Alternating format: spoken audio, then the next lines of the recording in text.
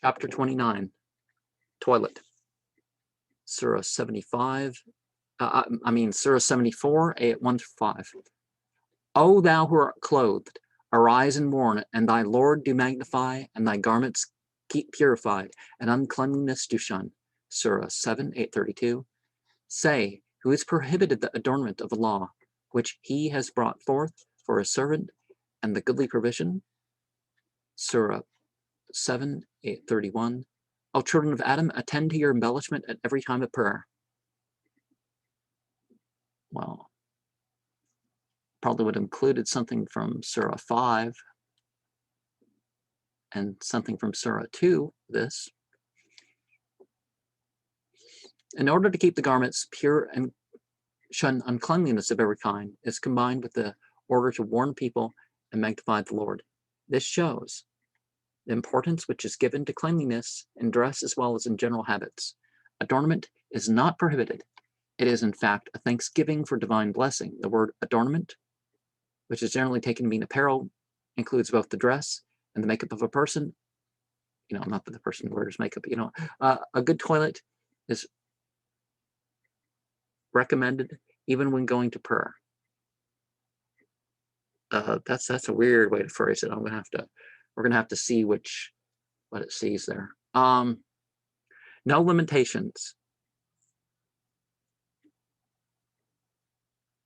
are placed upon form or quality of clothing, but extravagance and vanity must be avoided.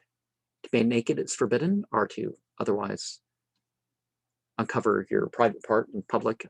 By your private part means more than just your, level 1 area arousal places or something. Well, I mean, one is in top, or something, but the knees to the navel as a male, and some other spots as a female. So all the areas where physical arousal is possible. Men are prohibited, which for nobody includes the feet, hands, or face, or but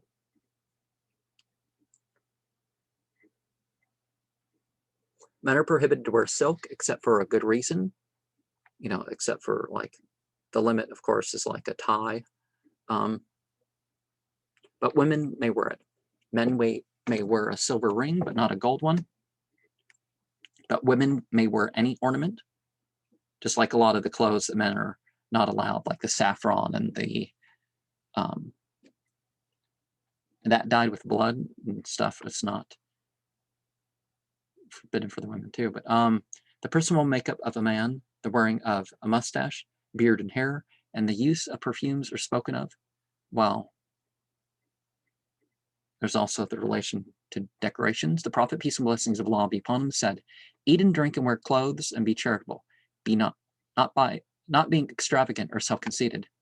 Asbar said, "I took up a heavy stone, and whilst I was going along with it, my garment fell down. So the Messenger of Allah, peace and blessings of Allah be upon him, said to me, 'Don on thy garment, and you should not walk naked.'"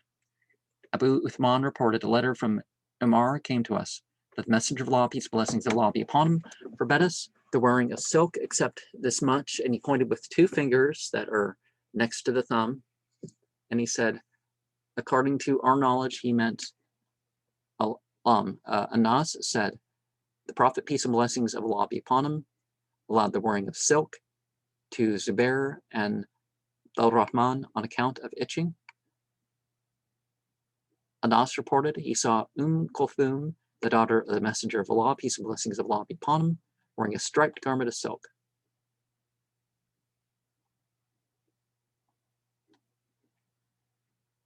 So one of the things, particularly in the Sunni thing, is that the Prophet doesn't have to ever say anything for something to be justified. If it's done by somebody who knew him, or the following generation, or it's done, or was something during the lifetime of the Prophet. But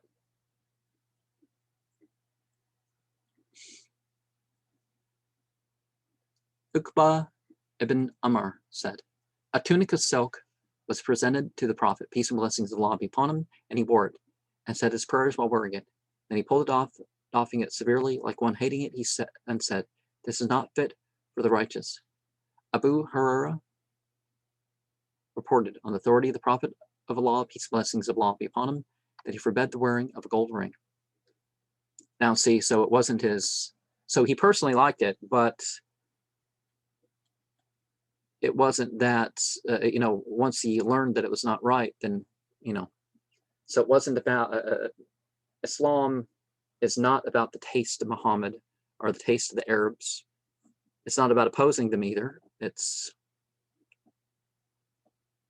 regardless of what those were. Anas said, when the Prophet, peace and blessings of Allah be upon him, intended to write to the Romans, it was said to him that they would not read his letter if it did not bear a seal. So he ordered a ring of silver to be made, and its impress was Muhammad, the messenger of Allah. Ibn Abbas said, I bear witness regarding the Prophet, peace and blessings of Allah be upon him, that the Prophet, peace and blessings of Allah be upon him, went out, and Bilal was with him, and he thought that he had not made the women hear. So he exhorted them and ordered them to give in charity, and the women began to throw their earrings and their rings, and Bilal gathered them in a side of his garment. And of course, the charity, to be reminded, is not a salary for the Prophet, and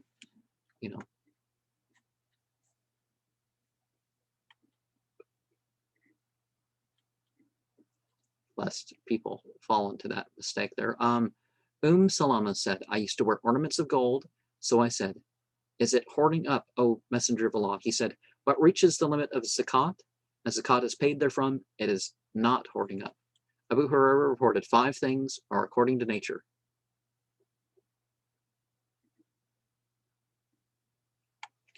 The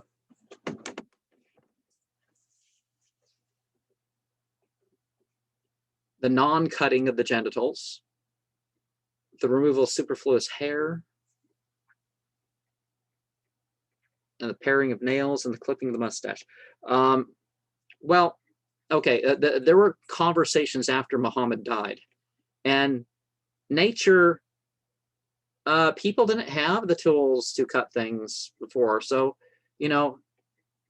some hair would rub off, or some hair would be picked off, and the nails would be filed against the rocks or something like that, and that sort of thing. So anything that requires the blade is not necessarily quite, according to nature. Now, cutting the hair, making it neat, that naturally comes as we have the tools, but there's no evidence that Muhammad taught circumcision. And there's evidence in Tirmidhi and some other places that he would condemn circumcision. And the Quran makes clear, it upholds our nature. So these people who, after Muhammad died, particularly people of Jewish background, Ibn Umar reported, the Prophet, peace and blessings of Allah be upon him, said, oppose the polytheists, leave the beard to grow abundantly, and clip the mustache. So see, the cutting of the mustache wasn't about the cutting of the mustache, it was about showing a distinction, because people will say, oh, long mustache, and you're one of us, and all that sort of stuff. When Ibn Umar performed the pilgrimage, or the Umar, he used to grasp his beard with his hand. What exceeded, he had it cut off. Nowadays, they're trying to get everybody clean shaven. That's a male in particular, and are to have this stubble look, like all the time. Keep this, oh, I shaved yesterday look. Okay. Ibn Abbas reported, the Messenger of Allah, peace and blessings of Allah be upon him, used to let down his hair on his forehead. The polytheists combing their hair into 2 parts, throwing them on the 2 sides, while the followers of the book used to let down their hair on their foreheads. The Messenger of Allah, peace and blessings of Allah be upon him, preferred agreement with the followers of the book in matters in which he was not ordered to follow a particular course. Then afterwards, the Messenger of Allah, peace and blessings of Allah be upon him, combed his hair in 2 parts.